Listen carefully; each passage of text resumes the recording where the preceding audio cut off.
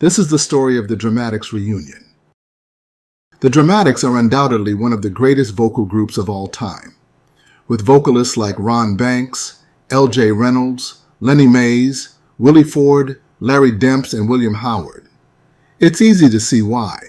These 6 remarkable singers belong to an elite class, rivaled only by the classic Five Temptations. Of course, the Dramatics were incredible singers and performers, but there were 2 more people who were a key part of their success: producer Don Davis and songwriter Tony Hester. Tony would write and produce every song on the Dramatics' debut album, which was released on Volt in 1971. The biggest hit from the album was a song called What You See Is What You Get. It made it into the top 10 on both the R&B and pop charts. The next big hit was a song called In the Rain.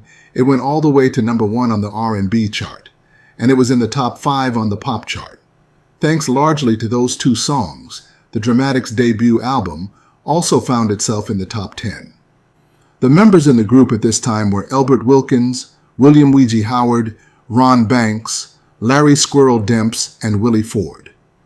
Things were going well for the group, but Weegie, who had sung lead on their hits, started to let success go to his head.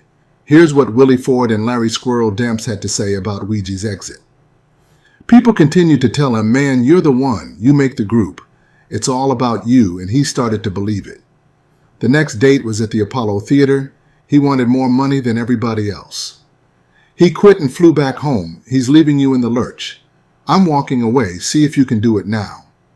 The remaining members continued without him, and a fan named L.J. Reynolds noticed that Weegie was missing. Willie Ford. L.J. walked up and said, "If you need a lead singer, I can sing." And Ron pointed at him and said, "Sing something." Larry Demps. He sung the entire What You See Is What You Get album. Each song, everybody's part in the alley with no music. L.J. Reynolds.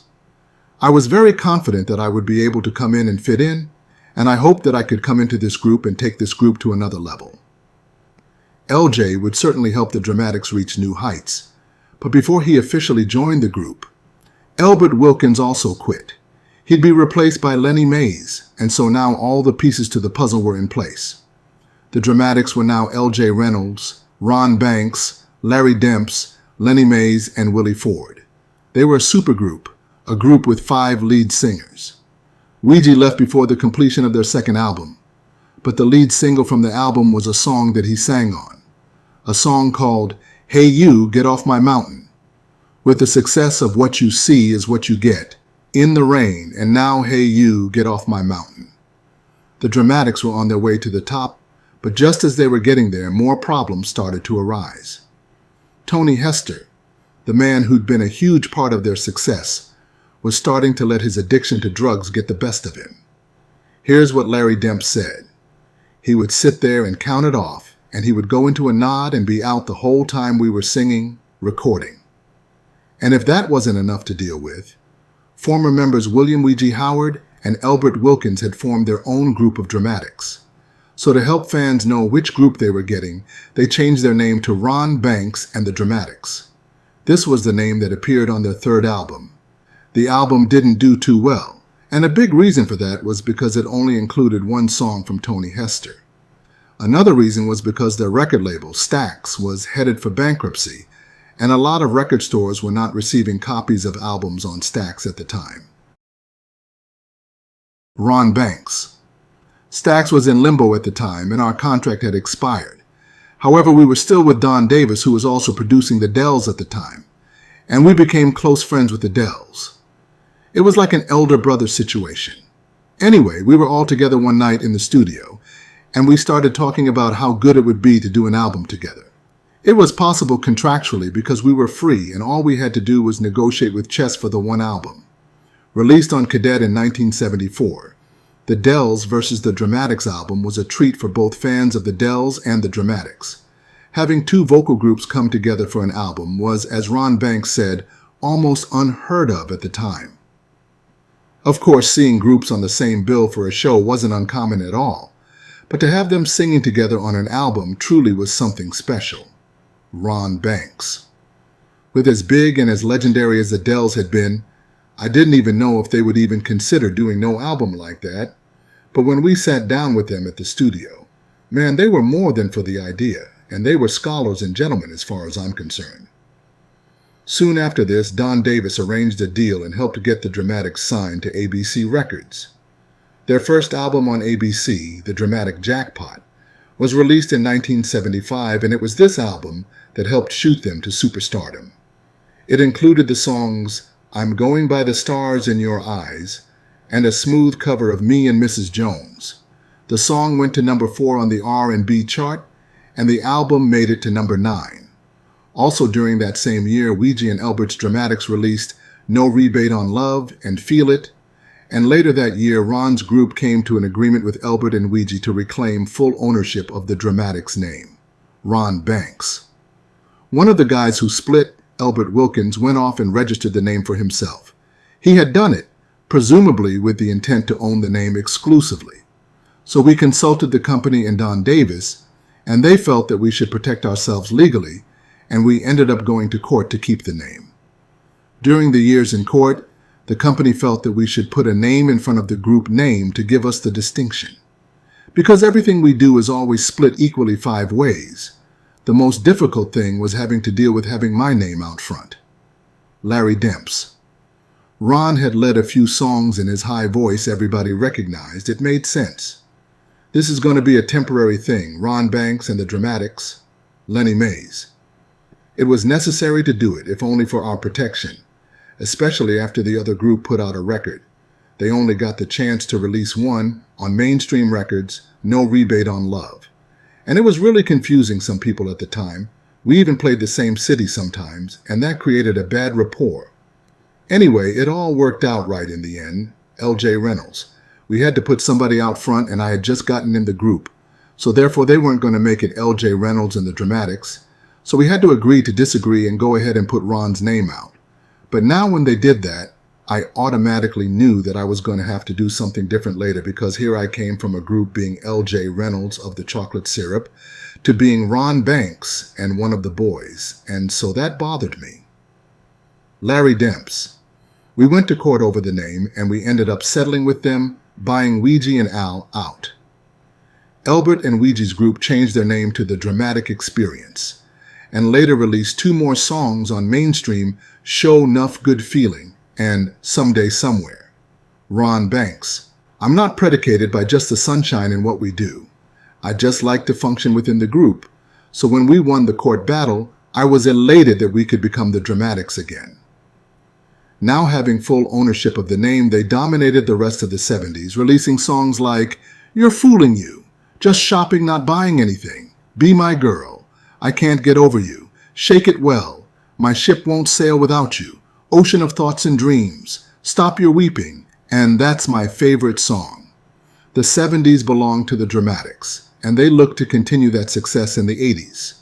There would be lots of changes though, and the first change happened when ABC was sold to MCA, and so now the Dramatics were on a new label. When asked how they would describe the Dramatics image, Lenny Mays said classy, a clean-cut, classy, sophisticated black vocal group. Ron Banks, we are entertainers. That's the bottom line, the name of the game, to make sure that the people enjoy themselves for the money they've spent. Our music is centered on entertainment. And when Lenny was asked about the group's visual appearance, he had this to say, that's my department. Okay, whereas in the past we've been a conservative 3-piece suit type of group, we do plan to become more visual. Our choreography has always been strong, of course. Part of the strong choreography came from watching another legendary group, The Contours, Ron Banks. Me and Squirrel were at this concert, and we watched The Contours come on and turn everybody on. So we adapted what they did to suit our style.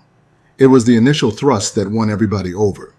We realized then that hitting the stage can be as important as leaving it, because when you are leaving, you're gone. When you hit, you're going to be there for a while. The impact has to be right. And these guys came on spinning like they were flying through the air, man. And Squirrel said that's it. He is responsible for the group's choreography, by the way. Larry Demps. To distinguish ourselves, I started putting choreography with what we did, and I came up with the name The Dramatics, Ron Banks. And then we sat down and we said, Well, what's the definition for dramatics? And we said it's drama with music. That means to portray it physically and vocally, acting in rhythm.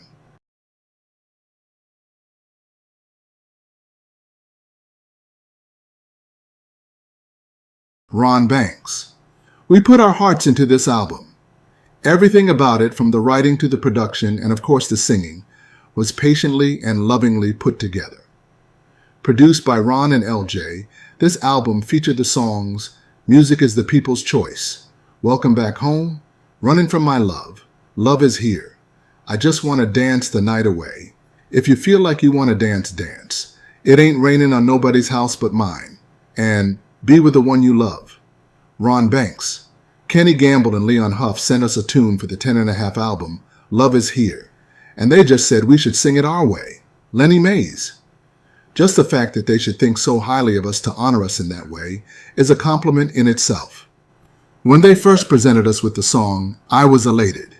When they heard the way we did it, they were elated, and that made us feel so proud. The standout track from this album was Welcome Back Home, which peaked at number 9 on the R&B chart.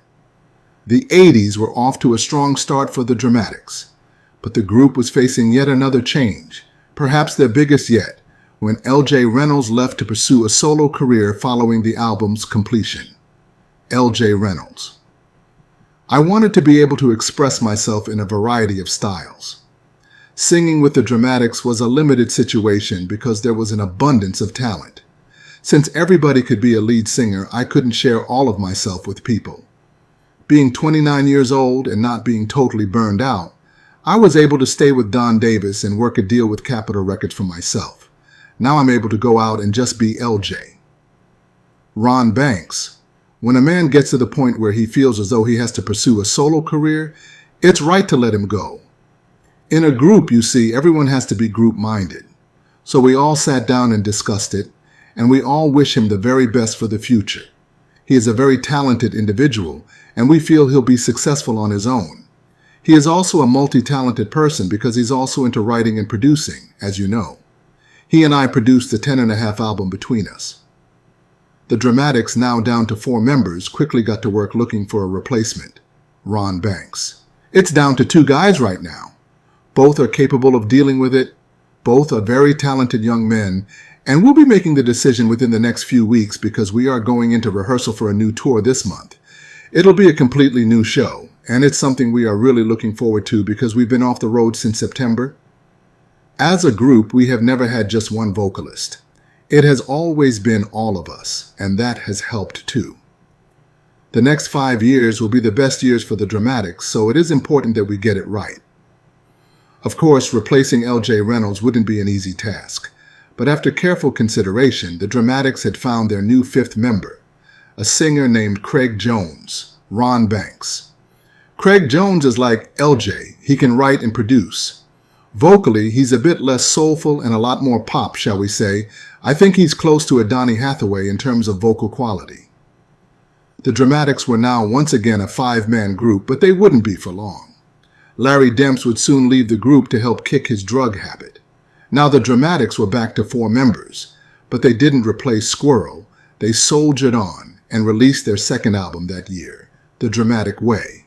The tracks on the album were Get It, Giving Up My Love, You're the Best Thing in My Life, We Need More Loving Time, Turn on the Music, You Promised to Be My Girl, How Can I Be Sure, and Share Your Love With Me. The album peaked at number 38 on the R&B chart, with its only hit being You're the Best Thing in My Life. Ron Banks. We are also lucky to have broken big with a love tune from this album, the You're the Best Thing in My Life track. It seems like it could be our biggest in quite a while, although we were disappointed that Get It didn't do better than it did. I think that a lot was lost when the track was cut down for a single, and maybe the magic was lost. But let's face it, we needed this album to be big because we were at a transition stage in our career. We wanted to capture new fans, yet not lose our existing ones. We had to deal with the fact that Squirrel wasn't going to be on the album, and that L.J. Reynolds had already left to do his own thing. The group had been through a lot of changes, and they weren't done yet. Now, without their original choreographer, and without a 5th voice, the Dramatics would be forced to change their show. Ron Banks. On stage, it's been a case of positioning ourselves differently, and we have dealt with the fifth voice by getting one of the guys in the band to fill in. That way we get the same sound, and after all, groups like the OJs and Spinners have been doing it that way for years. Ron also added that they refused to add a new member to the group in case Squirrel wanted to return. On their new stage show, one critic said, "The Dramatics, like the Temptations, with whom they have much in common, have to overcome the loss of several key members." Though Craig was a solid singer and performer, fans were used to L.J. Reynolds, with some even referring to him as the voice of the Dramatics. It would take some time for them to get used to him no longer being part of the group. After 2 albums on MCA, the Dramatics parted ways with the label and signed with Capitol Records. This was also the label that L.J. Reynolds was signed to, and in 1982 the Dramatics released New Dimension, an album that Ron Banks was sure of saying, "This next one is going to be platinum." The tracks on the album were Live It Up, Treat Me Right, I Can't Stand It, She's My Kind of Girl, It's Dramatic Music, I Don't Want to Lose Your Love, I Believe in You, and Nightlife. None of the tracks on this album did much, and it was starting to look like the group's best days were behind them. But then in 1983 it was reported that the 4 current members were thinking of having a reunion with LJ and Ouija. And it looked like it might happen, as they were now on the same label as LJ. Ouija, who'd released a solo album in 1980 and a solo version of In the Rain in 1983, said this when asked about the Dramatics that year: "The reason that singers and lead singers leave groups is they want room to grow. We don't always make the right decision." And when asked if he missed the Dramatics, he replied, definitely, they're my brothers. We grew up together. Getting back together would have certainly given their careers a huge boost, but the reunion wouldn't happen yet." Later that year, Ron Banks signed with CBS, where he'd release his first solo album, and even though there wasn't much happening in Dramatic Land, Ron made it clear that he wouldn't be leaving the group. However, that same year the group disbanded. Ron Banks: "We'd been together so long and gotten tired of all the label switching and other things in the business. We felt that before we all got sick of each other, it would be best if we just stopped singing for a while." And just like that, the Dramatics were no more. And as time went by, fans wondered if they'd ever hear the Dramatics again. According to LJ, he was scheduled to do a show in California that paid big money, so he decided to call Ron, Lenny, Willie, and Ouija to perform with him and surprise the audience. After a short but long hiatus, the Dramatics were back. They soon hit the studio and recorded their comeback reunion album entitled Somewhere in Time, A Dramatic Reunion. Each member had played a huge part in the group's success, and the only one missing was Larry Demps. He was approached several times about participating in the reunion, and he considered doing it for the fans, but he said, quote, "My family comes before my fans. At one time, I didn't think like that." And when speaking about the group, he said, "The Dramatics will be just fine. I'm happy for them." The Dramatics were happy as well, and also grateful for the chance to get back together. Ouija: "We have all grown up, but not apart. We've come together as a thanksgiving to the one who made it possible for us to be together. Many thanks to our fans who never gave up hope, and thanks to the Lord for making this all possible. Thank you." Lenny Mays: "You don't get too many second chances in life, and I thank God He has given us that. Time has taken us all in different directions, but fate has led us back where we belong. We, the Dramatics, are now stronger than we have ever been. I realize there is strength in unity. Thank you." Willie Ford: "Memories and experiences are precious, and we pay for them with chunks of our lives. Collectively, we've been blessed with a gift, given to us by the Almighty God. Now that our hearts, souls, and minds are in harmony, we are in tune with God's will. This album is important to me because I am in touch with you, our loyal fans. Thank you." L.J. Reynolds: "It is very seldom that people get a second chance and opportunity to be a part of a history-making experience.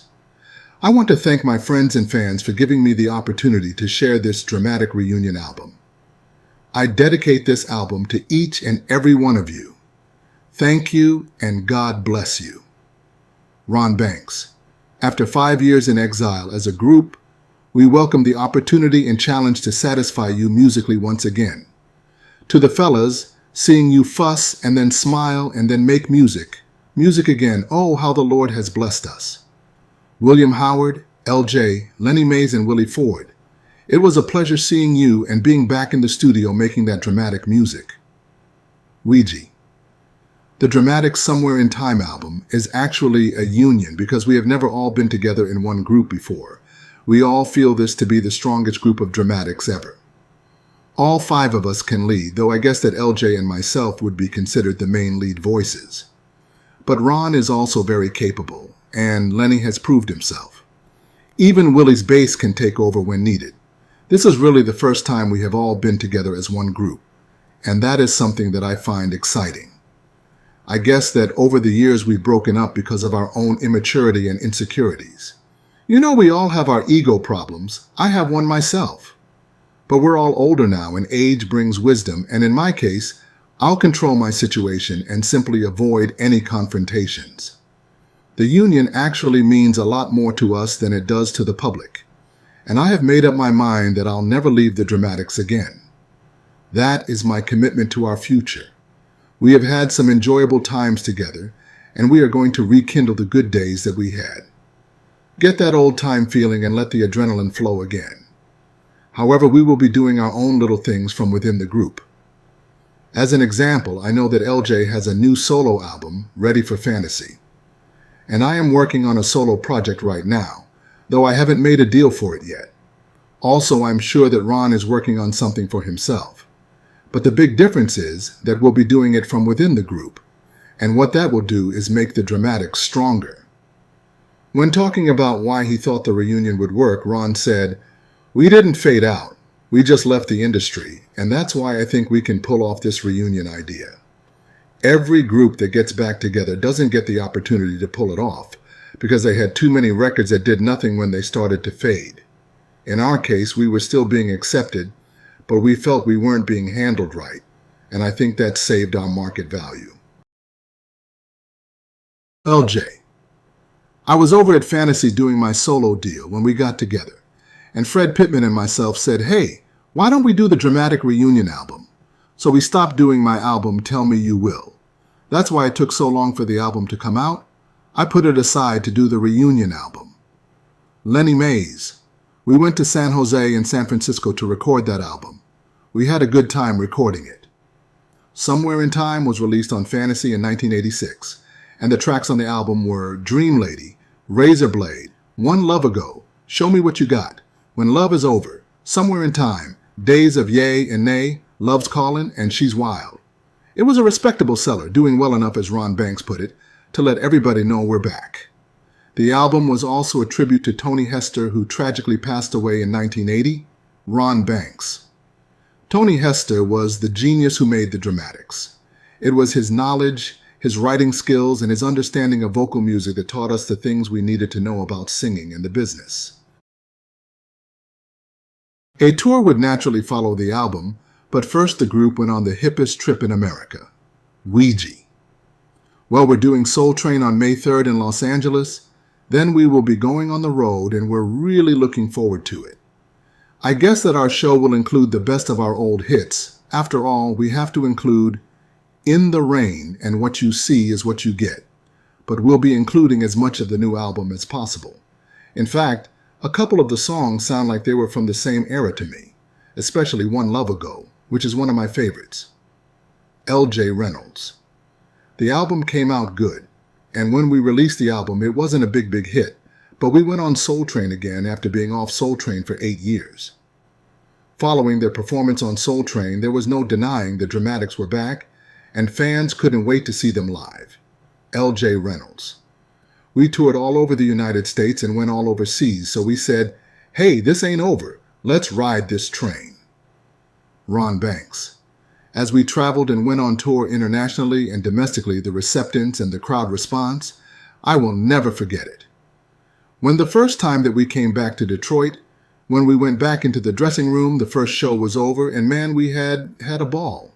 And the people were just, perfect as far as supporting our artist, and us being from Detroit, to be received once again. On performing in Detroit, Ron said, "In Detroit, we have to win, place, and show." And they did just that. The Dramatics still had it, and the fans still loved them. And although they were never disappointed when it came to the group's performances, they couldn't help but miss Squirrel. When speaking about leaving the group and why he wasn't part of the reunion, he said, "I didn't want to be in show business anymore. I was tired of it, so I completely divorced myself from the whole thing. I don't need the limelight anymore. I'm much happier here than I would be on the road. I know what's out there. Nothing's changed." The group was expected to go back into the studio in January of 1987 to record a new album. And in 1988, a new Dramatics album was released, a live album that was recorded in the early 70s. Then in 1989, the group released a new album with new material. This album was titled Positive State of Mind. This ended up being the last album featuring Ouija, as he left the group again before its release. He'd be replaced by Steve Boyd, and even though William Howard was no longer in the group, LJ gave him his props. He knew how to act that stuff out, that I can tell you. I respected him for that, being able to act. I might even say I learned a little something about being in the Dramatics, because at the end of the day, our motto was that when we're in the studio, we act the words out as we sing them. LJ Reynolds. Originally, we thought it might be a brief reunion, but we enjoyed singing together again so much that we decided to stick it out. In fact, we've been performing pretty much ever since we did that album. It was a great feeling. We reminisced about old times, and it really wasn't difficult singing together again. It was fun. Now, the album didn't do as well as we hoped it would do. That's why we figured we should buckle up and really do something for this new album. They teamed back up with Don Davis, and the album was released on Volt. So it was like things had come full circle, LJ Reynolds. It was the same type of atmosphere as when we did our hits. In fact, we used the same studio in Detroit, although of course we were using different technology. Ron Banks. We had all those hits with Stax during the 70s, and now to be back on a revived company that was once part of the Stax empire and be under contract to the people who hold Stax masters, that's really something. The album might not have been as huge as some of their other albums, but they didn't fail to deliver. LJ Reynolds. It's like a comeback situation for us, and the album is really starting to generate a lot of work. We put our best foot forward and did an album that we felt not only our audience could get into, but one that could attract new audiences too. Lenny Mays. The Dramatics will always strive to satisfy. We consider ourselves as being public servants, because in one way or another the public is responsible for everything we do, and I think the highest of them, and thank you all very much. Through their ups and downs, the Dramatics remained and will always remain one of the greatest vocal groups of all time. With the incredible talents of Ron Banks, William Howard, LJ Reynolds, Lenny Mays, Willie Ford, Larry Demps, Elbert Wilkins, and Craig Jones, they gave the world timeless music that continues to inspire generations. Their harmonies, passion, and soul left an unforgettable mark on R&B history. Though the years have passed, their legacy remains strong, proving that great music never fades. It only grows stronger with time. The Dramatics will always be remembered, not just as amazing performers, but as legends. If you enjoyed this video, please like, comment, share, and subscribe, and join us next time.